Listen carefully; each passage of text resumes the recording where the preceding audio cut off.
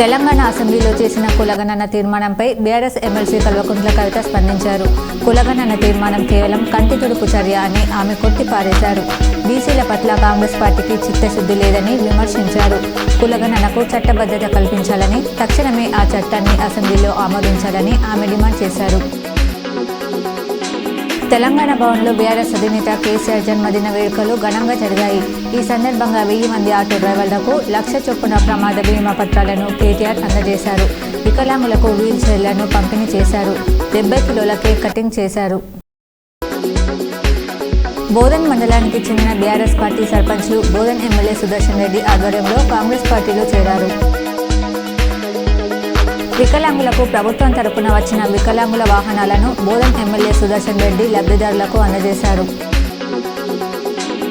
బాల్కొండ శాసనసభ్యులు వేముల ప్రశాంత్ రెడ్డి నాయకత్వంలో మాజీ ముఖ్యమంత్రి కేసీఆర్ జన్మదిన వేడుకలు మండల పార్టీ అధ్యక్షుడు బద్దం ప్రవీణ్ రెడ్డి ఆధ్వర్యంలో శనివారం మండల కేంద్రంలోని పార్టీ కార్యాలయంలో జన్మదిన వేడుకలు ఘనంగా నిర్వహించారు. తెలంగాణ మాజీ సీఎం కేసీఆర్ పుట్టినరోజు సందర్భంగా రెంజల్ మండల కేంద్రంలోని ప్రాథమిక ఆరోగ్య కేంద్రంలో బీఆర్ఎస్ పార్టీ నాయకులు ఆయన జన్మదిన వేడుకలు ఘనంగా నిర్వహించారు.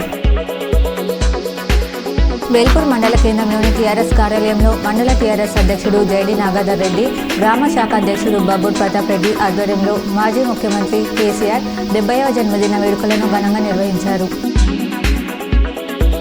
మోతాడ్ మండల కేంద్రంలోని బీఆర్ఎస్ పార్టీ కార్యాలయం వద్ద మాజీ ముఖ్యమంత్రి కేసీఆర్ జన్మదిన వేడుకలను ఘనంగా నిర్వహించారు. ఈ సందర్భంగా బీఆర్ఎస్ మండల అధ్యక్షుడు కల్లెడ ఇలియా, ఎంపీపీ శివలింగు శ్రీనివాస్ మాట్లాడుతూ గత ప్రభుత్వ హయాంలో కేసీఆర్ ముఖ్యమంత్రిగా ఉన్నప్పుడు ఎన్నో అభివృద్ధి కార్యక్రమాలు, సంక్షేమ పథకాలు ప్రవేశపెట్టారని కొనియాడారు.